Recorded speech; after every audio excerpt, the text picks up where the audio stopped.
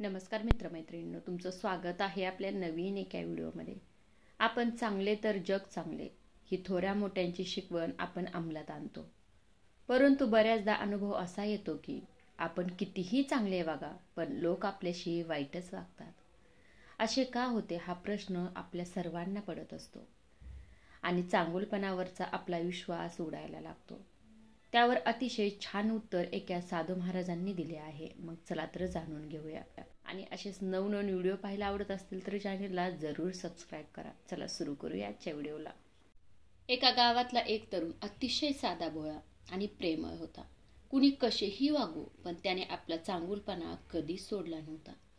परंतु एक वेळ अशी येते जेव्हा संयमाचा बांध तुटतो आणि आपल्याला स्वतःच्या चांगुलपणाचाही राग येऊ लागतो. मन व्यवहारी होतं, स्वार्थी होतं, परंतु हा बदलही आपल्याला सहन होत नाही. कारण चांगले वागणे हा आपला स्थायी भाव असतो. त्या तरुणाच्या बाबतीतही तेच झाले. तो अतिशय अस्वस्थ झाला होता. त्याने गावातल्या एका साधू बाबाकडे जाऊन शंकेचे समाधान विचारले.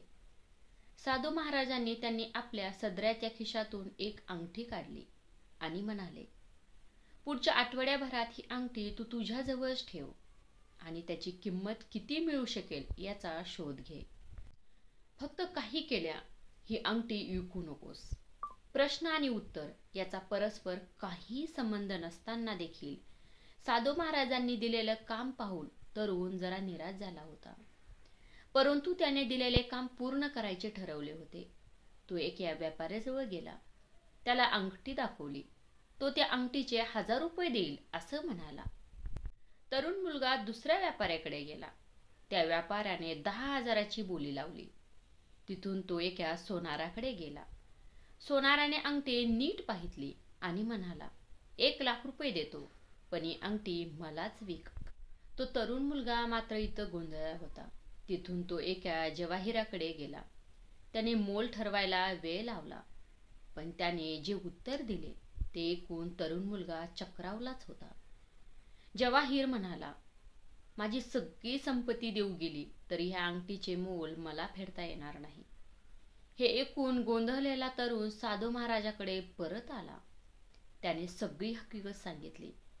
त्यावर साधू महाराज म्हणाले, बाळा, अंगठीची किंमत ज्याने त्याने आपल्या कुवतीनुसार सांगितली.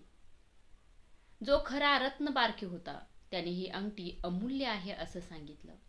याचाच अर्थ आपले गुण ओळखणारा आणि त्या गुणाची कदर करणारा सुद्धा तेवढाच गुणवान असावा लागतो. जे लोक तुझी किंमत करत नाहीत ते त्यांच्या कुवतीप्रमाणे तुझ्याशी व्यवहार करतात. मात्र जे तुला ओळखतात ते तुझी किंमत, योग्यता समजतात. तू ही अंगठी आहेस हे आधी ओळख आणि तुझी किंमत सामान्य व्यापाराने ओळखावी अशी अपेक्षा करू नकोस. तू तुझ्या चांगुलपणा कायम असाच ठेव. कोणीतरी रत्नपारखी आयुष्यात भेटेलच. साधू महाराजांचं हे सगळं ऐकून तरुण मुलाचे डोळे उघडले होते. या कथेतून आपण एवढं शिकलो की आपला चांगुलपणा कधीच सोडू नका. ही कथा कशी वाटली हे कमेंट करून सांगायला विसरू नका. आणि असेच नवनवीन विचार, नवनवीन कथा पाहायला आवडत असतील तर चॅनलला जरूर सबस्क्राईब करा. धन्यवाद.